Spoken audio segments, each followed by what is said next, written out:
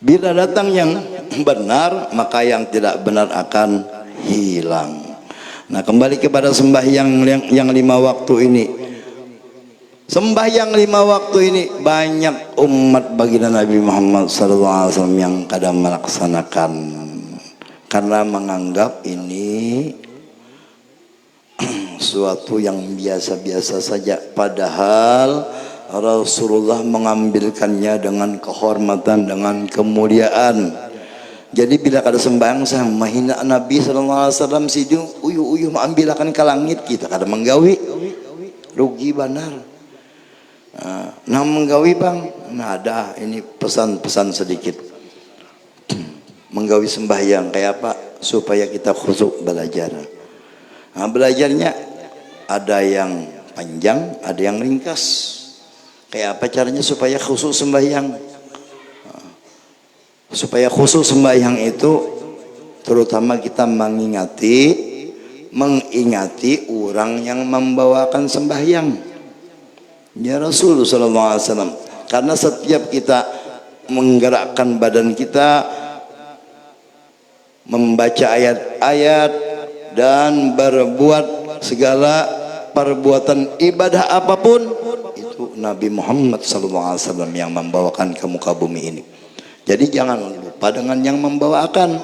Setiap kita ingat dengan pekerjaan kita itu bahwasanya Rasulullah yang membawa perintah tersebut, maka pekerjaan kita itu penuh dengan rahmat Allah.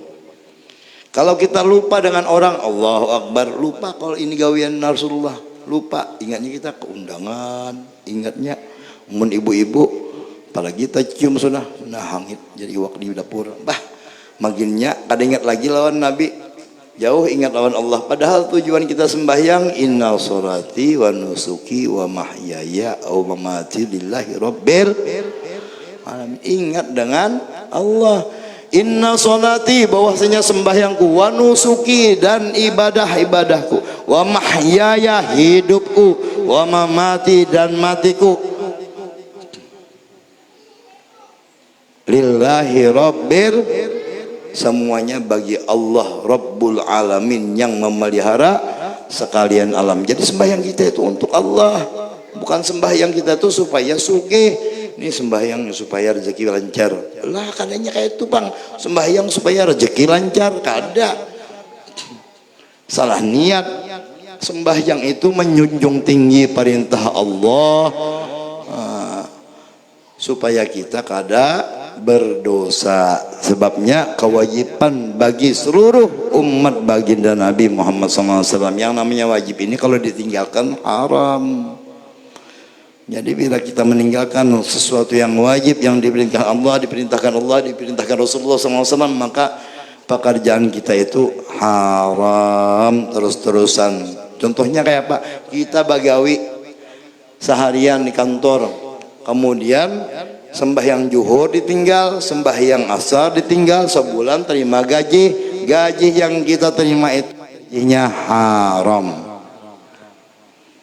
Bajualan nangka itu juga biar bakat, juallah tukar, tapi kada sembahyang, maka duit yang kita hasilkan dari harta yang kita jual tersebut haram hukumnya. Kalau dimakan maka merusak tubuh kita. Kalau masuk ke dalam tubuh kita maka rusak badan kita. Kullu lahmin nabata minal haram. Jadi baginda Nabi SAW, setiap daging yang tumbuh daripada barang yang haram, fannaru aulabi, yang pantas memakannya adalah neraka. Jadi walaupun kita bajualan itu, kalau orang-orang yang pernah umrah atau haji tahu tuh di Makkah, habis azan atau sebelum azan udah ditutup orang dengan apa? Kayak baleho tuh aja, tak tutupnya masjid orangnya. Kada dia ngani nyuntan di situ, bilanya ketahuan pakai tangan masalahnya. hukumannya potong tangan. Jadi Madinah kah di Mekah kah kalau sudah mau masuk adzan, toko itu kada lagi. Kalau kita di sini paksa digerendel, kada digerendel selesai. Ada orang sugih buka toko, usaha apa aja, hendak buka toko ya. Tiap malam buka toko, pakai linggis tapinya.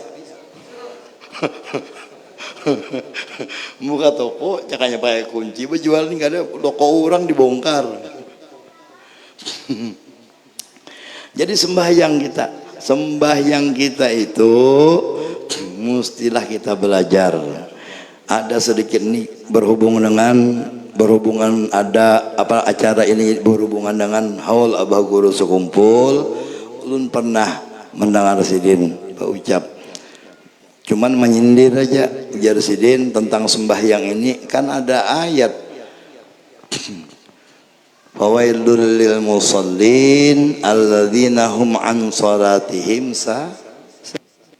maka neraka wail atau celakalah bagi orang yang sembahyang alladzina hum fi alladzina an salatihim an ditarki meninggalkan sembahyangnya. Orang-orang yang sembahyang tapi meninggalkan sembahyangnya. Sahun karena lupa. Dia sembahyang, maksudnya badannya di atas sajadah menghadap kiblat, tapi hatinya melanglang buana. Nah itu an salatihim, hatinya meninggalkan badannya yang bergerak untuk ruku dan sujud. Hatinya mana-mana. Bila hendak acara haul, hatinya taganang-ganang hendak tulak terus haul, padahal Allahu Akbar, Allahu Akbar. Yang disebut Allahu Akbar tapi lupa dengan yang disebut Allahu Akbar tadi itu.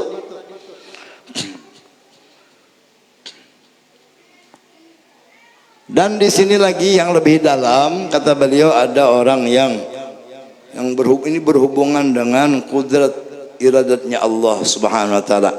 Jadi orang ini merasa dianggap kuasa dengan dirinya. Jadi yang disindir sidin ini ada orang sembahyang, sembahyang kemudian sesudah Al-Fatihah dia mencita-cita habisnya aku hendak membaca Ad-Duha, surah Ad-Duha, wad-duha wal-lail idza sajama wadda'aka rabbuka wa ma qala. Itu yang dicita, tapi belum sampai waladhdallin jasidin, mati orangnya. Lalu jadi pertanyaan, orang ini dalam keadaan baikkah? Dalam keadaan kufurkah? Padahal orang yang mati atau meninggal dunia dalam keadaan sembahyang itu dinyatakan orang-orang yang baik. Belum sempat waladhdallin, orang ini meninggal. Jadi ujar guru, orang ini sudah terambil sifat Allah Subhanahu wa taala yang maha kuasa. Jadi dia takabur mencita-cita hendak membaca surah Wadduha, tapi belum sampai Wadduha, belum sampai amin, meninggal orangnya. Tapi mudah-mudahan kita nang begitu dapat kemaafan. Cuman secara batin orang itu batal karena meninggalkan sembahyangnya. Sebagaimana ayat fawailul lil musallin alladzina hum an salatihim sahun. Hendak merasa kuasa orang ini, merasa kuasa, takabur artinya merasa bisa, padahal kudrat itu, kuasa itu punya Allah, tidak boleh diambil. Kita ini pangkatnya la haula wala quwwata illa billahil aliyil azim. Lalu dilajari sidin kayak apa caranya supaya kita mudah, ada jalannya aja sidin supaya sembahyang kita itu khusyuk. Sebelum kita mengangkat takbir tentu kita berniat.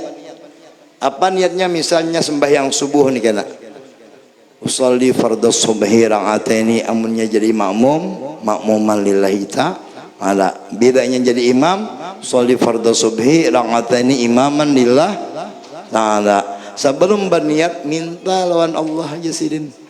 Minta lawan Allah, ya Allah bantu ulun melaksanakan niat sembahyang subuh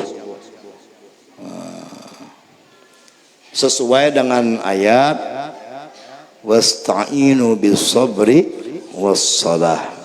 Iyyaka na'budu wa iyyaka nasta'in. Kepada Engkau kami menyembah dan kepada Engkau kami minta tolong. Tapi ini ayat iyyaka na'budu wa iyyaka nasta'in itu jangan minta tolong lawan Allah Subhanahu wa taala amun ikam belum lagi menyembah Allah. Sembah Allahnya dulu baru minta tolong. Artinya minta pekerjaan, minta apa-apa yang kita hajarkan, tapi disuruh kita menyembah Allah dulu. Amun ayat 45 surah Al-Baqarah bunyinya wasta'inu, dan minta tolonglah kalian bis sabri, dengan berbuat sabar, wassalah, dan mengajarkan sembahyang, fa innaha lakabiratun illa 'alal khashi'in. Karena minta tolong untuk berbuat sabar dan sembahyang itu adalah kebanyakan didapat oleh orang-orang yang khusyuk mengerjakannya. Di mana khusyuknya? Coba kita, ya Allah bantu ulun mengerjakan sembahyang, berniat mengerjakan sembahyang subuh, lalu kita usuli fardhu subhanahu ini lillahi ta'ala, amun sorangannya. Kalau Allahu Akbar, ketika kita mengangkat takbir itu kita sudah merasa dibantu Allah. Ini request bujurnya.